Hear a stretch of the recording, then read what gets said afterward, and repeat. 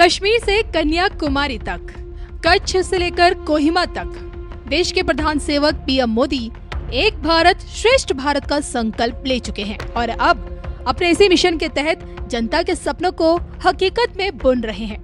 इसी कड़ी में मठाधीश योगी बाबा हिंदू राष्ट्र की पिक्चर भी दिखा चुके हैं। पाकिस्तान को कैंसर बताकर पीओके की वापसी की भविष्यवाणी कर रहे हैं। देश के दुश्मनों को सबक सिखाने के लिए बटेंगे तो कटेंगे का फॉर्मूला दे चुके हैं। हालांकि हिंदू राष्ट्र की पिक्चर तो दूर, अब तक ट्रेलर भी देखने को नहीं मिला। ऐसे में क्या योगी की तकदीर में हिंदू राष्ट्र की सत्ता लिखी है? और अगर ऐसा है तो क्या कत्लेआम भी मचेगा? जून अखाड़े से महंत नारायण गिरी महाराज ने बताया हिंदू राष्ट्र का सच। देखे सिर्फ और सिर्फ धर्म ज्ञान पर। हिंदू राष्ट्र की बात करते हैं और आप ही का वक्तव्य है कि राम मंदिर निर्माण के टाइम पे आपने कहा था कि भाई हिंदू राष्ट्र की नींव तो योगी आदित्यनाथ जी ने रखी दी है, लेकिन हिंदू राष्ट्र की बात जब आती है तो कहीं ना कहीं मुसलमानों की चिंताएं भी सामने आ जाती हैं। ऐसा देखिए कि इस राष्ट्र के अंदर में रहने वाले, जो भारत में रहने वाले हैं जी, प्रत्येक व्यक्ति जो है, हिंदू कोई धर्म नहीं है, हिंदू कोई कल्चर नहीं है, हिंदू कोई संस्कृति नहीं है। ये तो एक राष्ट्र है, वो हिंदू मतलब एक मान लीजिए कि आप अभी राजस्थान में कभी आप गए होंगे ब्राह्मण में यात्रा में जाना, तो आप बाड़मेर जैसलमेर जाना, उधर में क्या है कि स जो उच्चारण करते हैं, स को उच्चारण वो लोग नहीं करते, वो हक। जैसे कोई आप बोलोगे, मान लीजिए साबुन बोलोगे तो वो बोलेंगे हाबुन। अच्छा। आप बोलोगे सड़क तो बोलेंगे हड़क। आप बोलोगे स्वामी जी, वो बोलेंगे हौमी जी। तो वो सा को उच्चारण नहीं करते। तो सिंधु के जो किनारे रहने वाले, पूरा सिंधु वो प्रांत भी सिंध प्रांत उधर आ गया और सिंधु नदी भी वहाँ पर है। तो सिंधु के किनारे में रहने वाले वो उसको सिंधु तय, तो वो लोग स को उच्चारण नहीं कर पाए तो हिंदू बोल दिया गया।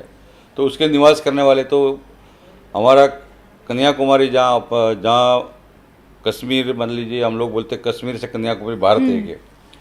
तो कश्मीर में जहाँ श्रीनगर है, वहाँ श्रीनगर में एक टेकरी है जो शंकराचार्य टेकरी बोलते हैं, जहाँ पर वहाँ पर भगवान शंकर ने या जगत गुरु शंकराचार्य ने तप किया।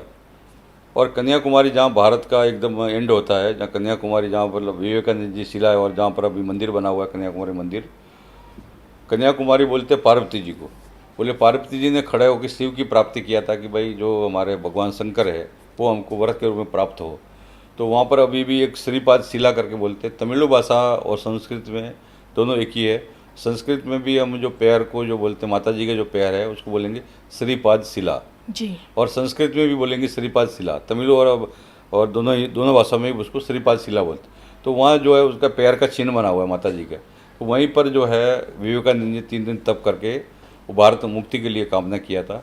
तो ये पूरा संपूर्ण जो देश है वो क्या है कि मतलब मान लीजिए कि जो पाकिस्तान में रहने वाला आदमी पाकिस्तानी है, बांग्लादेश में रहने वाला बांग्लादेशी है, तो हिंदू भारत में रहने वाला हिंदुस्तानी है, तो वो चाहे मुसलमान हो, चाहे ईसाई हो, चाहे हिंदू हो, कोई भी।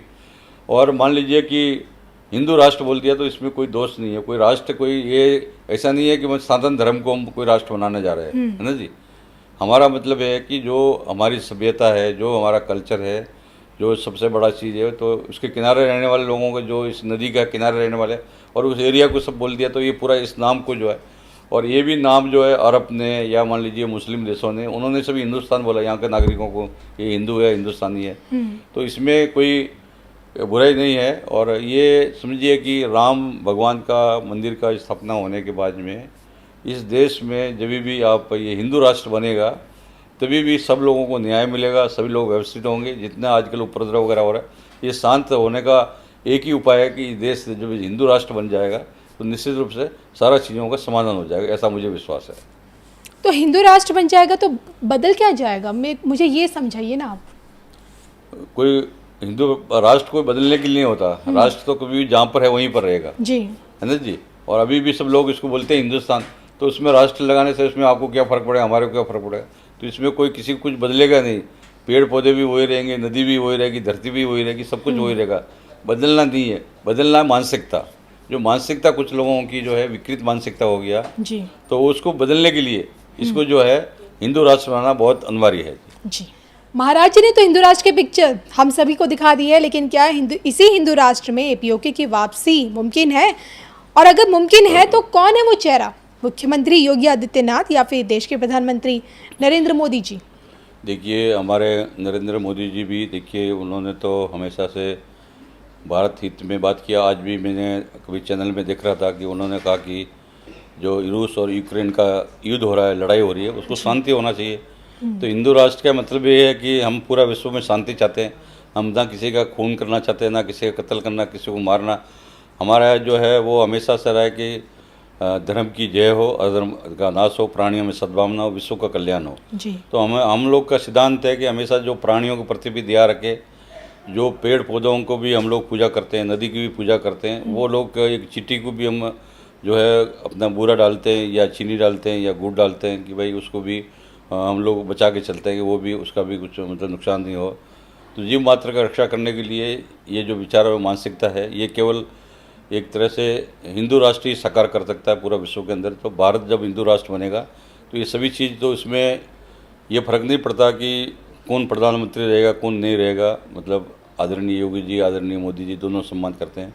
मान लीजिए कि हर व्यक्ति की उम्र एक सीमित है, जी। परंतु हम लोग ये मानते हैं कि सनातन धर्म में बोला कि मोह वंश जीव लोग जीव भूता सनातना।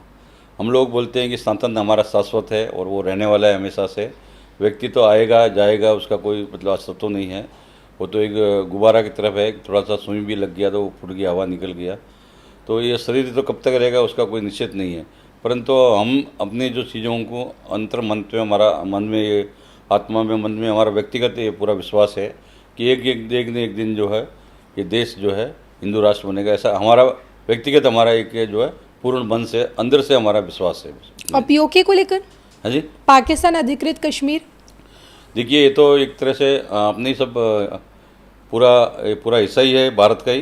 तो ये जो आपका अफगानिस्तान हुआ, पाकिस्तान हुआ और ये सारे चीज़ है, तो ये एक दिन जो है ये एक तरह से ये महाभारत के रूप में जैसे प्राचीन समय में भी था, तो ये जो है पूरा अखंड भारत जब बनेगा तो ये अखंड भारत की कल्पना जो किया गया वो इनको सबको लेकर गया। तो ये चीज़ तो आने वाले समय में सब रहेगा नहीं, ये कि पूरा भारत ही बन जाएगा पूरा, है ना जी, पूरा राष्ट्र पूरा हिंदू राष्ट्र हो जाएगा। तो इसी में विलीन हो जाएंगे सब, ऐसा हमारा मानना है। जो हो सकता है कि कितने वर्षों में हो कि नहीं भी हो, जो मैं ऐसा मानता हूँ।